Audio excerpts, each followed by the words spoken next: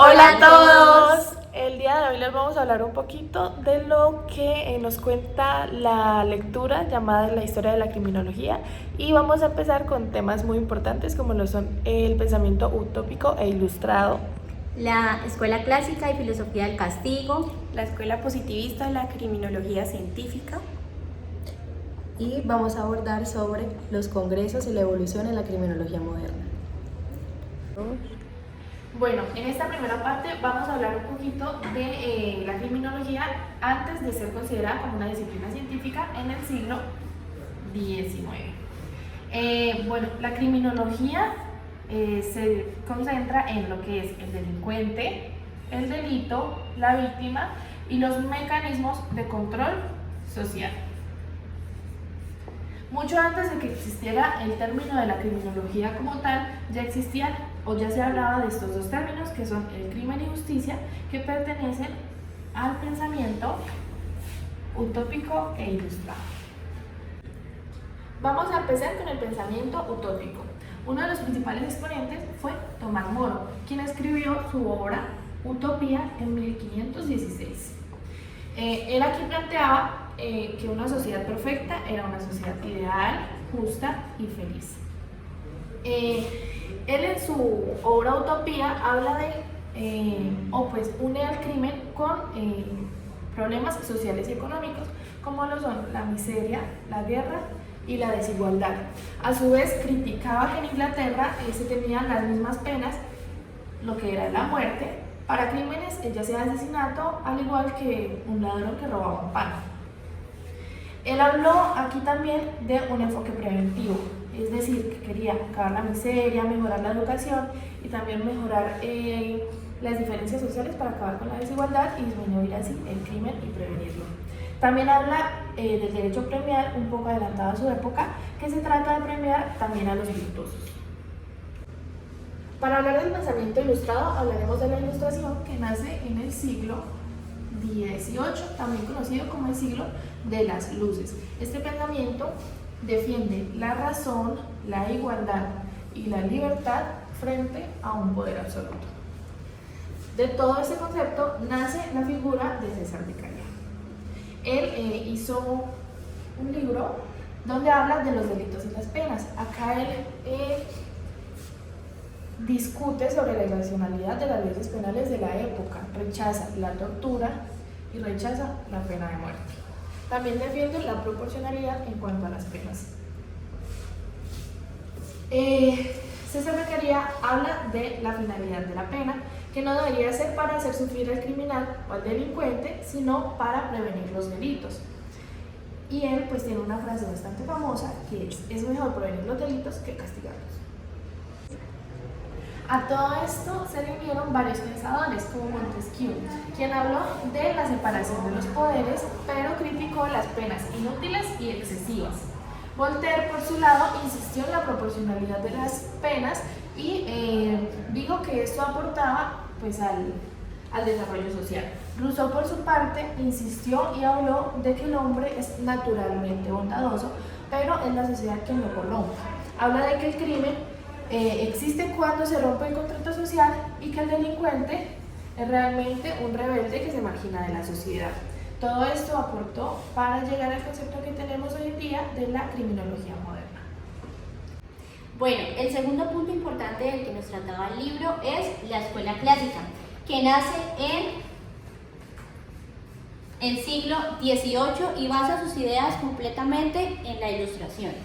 Aparte, es importante decir que esta escuela tiene el ser humano como que es completamente racional, libre e igual, es decir, que sabe lo que está bien y lo que está mal a la hora de escoger si comete o no un delito. El fundamento de la escuela clásica es el contrato social y el libre albedrío. Aparte, es importante recalcar que ellos dicen que la función utilitaria de la pena debe ser para prevenir y proteger a la sociedad, que la pena no debe ser en forma de buscar venganza hacia el delincuente, sino que más bien debe ser para que no existan más delitos. En tres autores importantes que dieron su opinión sobre lo que es la escuela clásica encontramos a Voltaire de primero, que nos habla de que la pena debe ser útil, mas no cruel. Aparte, se opone abiertamente a la pena de muerte. Como segundo, encontramos a Montesquieu.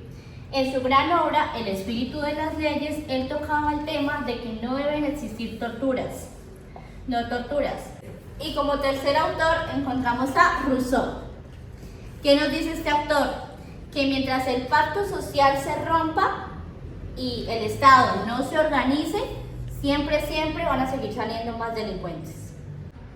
Los principios de la escuela clásica ayudaron a que se codificara el tema penal en América y Europa. Aparte, nos hablaron de la igualdad de todos ante la ley y del principio de proporcionalidad entre el delito y la pena, que como ya sabemos es que la pena debe ser proporcional al delito que se ha causado. Aparte, también se sumaron a la idea de que las leyes debían ser completamente claras y públicas para que esto lograra que las personas empezaran a cumplirlas. Sin embargo, la escuela clásica también tuvo demasiadas limitaciones, ya que se centró solo en la norma jurídica y no buscó lo que realmente era el delincuente real y sus circunstancias. Por ejemplo, no estudiaron que personas que vivían en el mismo entorno social, unas decidían delinquir y otras no, porque eso era así. Pero esto viene a hacerlo la escuela positivista y abre paso a la ciencia para encontrar justificación mediante este ítem súper importante.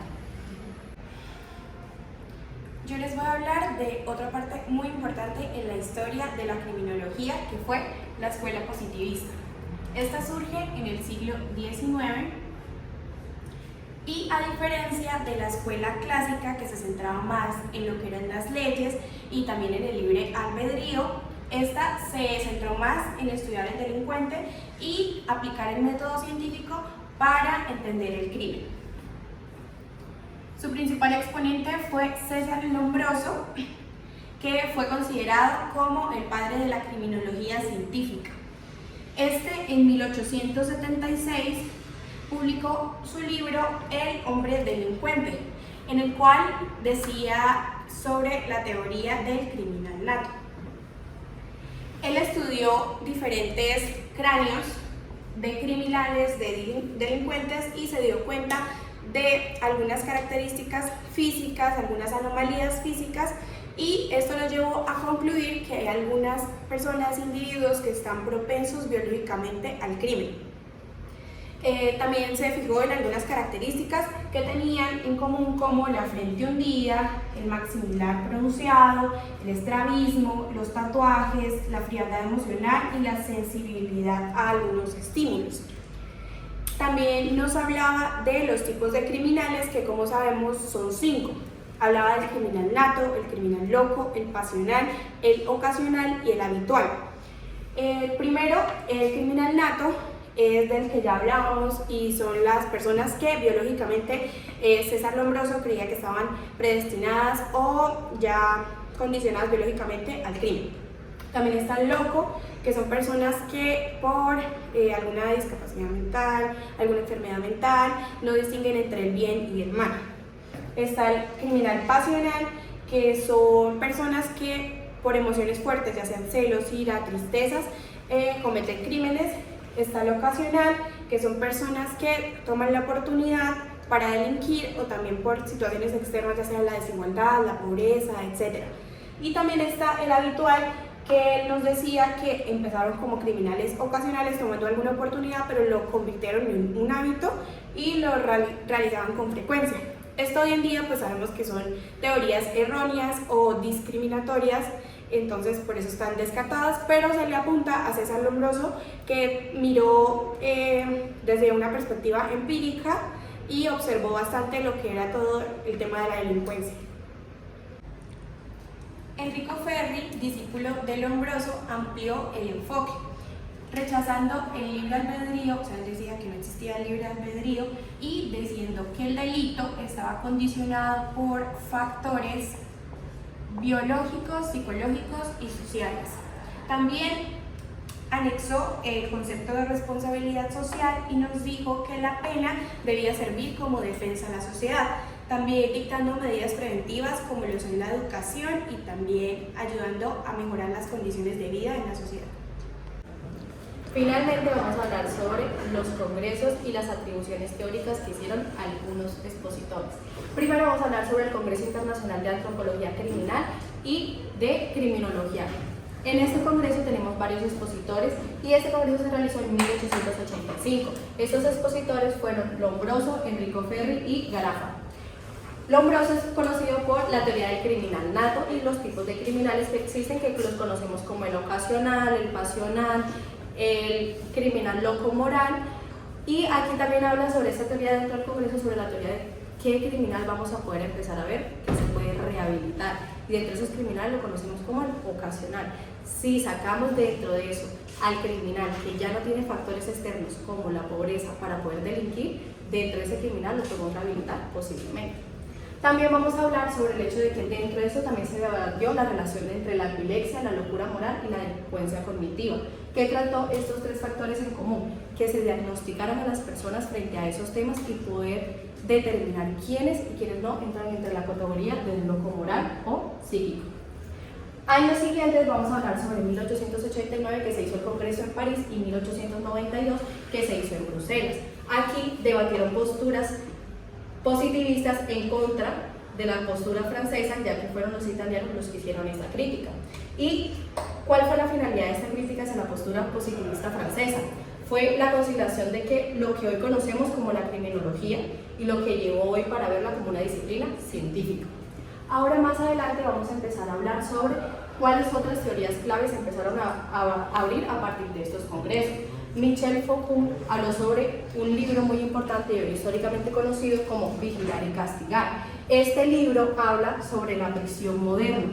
¿Qué hace la prisión moderna? Da un control social, pero lo hace de forma silenciosa, y aquí vamos a debatir en él, ¿esto es humano o sigue siendo un castigo de pena masivo como lo hacían anteriormente, sangriento y público? ¿O la manera de la cárcel es una forma de castigo más sofisticada? Es una manera de evolución que ellos debaten. Ahora hablamos sobre Jeremy Bentham. Habla sobre un modelo pagnótico. Este modelo plantea una cárcel circular en donde un vigilante está con los presos y los puede observar, que es la reclusión. Y la reclusión, dentro de ello sale la palabra de recluso. Ahora vamos a hablar sobre otros aportes, y los otros aportes presentados de estos sale la de psiquiátrica, la psicológica, la sociológica, y hacen un aporte sobre dentro de la estadística para poder determinar si estos aportes han evolucionado o son prácticas recurrentes. Y para finalizar vamos a hablar sobre cómo en la actualidad ha evolucionado todas estas teorías. Y en la actualidad ya no vamos a hablar de una pena, ni vamos a hablar algo masivo, públicamente sangriento, sino que vamos a empezar a hablar sobre que la criminología empieza a estudiar al criminal y al delincuente, y dentro de eso se estudia como un fenómeno complejo y multifactorial. Asimismo, empezamos a hablar sobre condiciones sociales, económicas y culturales, y no solamente como lo decía Lombroso, que un criminal nato venía a dar una condición morfológica o de nacimiento. Y al finalizar vamos a hablar de que la criminología busca prevenir, rehabilitar y tener políticas públicas estables. ¿Para qué? Para que no vuelva a pasar lo que pasó con el castigo, que era una pena masiva, sangrienta, y empezamos a hablar de que hay una cárcel en donde se da una pena proporcional al delito. Y esto lo que busca es que las personas puedan retribuir como lo que conocemos como el delincuente ocasional. Si se saca la pobreza, si se saca la desigualdad, si se saca y se hacen políticas públicas o políticas criminales frente a eso y se le hace un debate, podemos implementar lo que se conoce la prevención, la rehabilitación y la política criminal, que es lo que conocemos como una política positivista.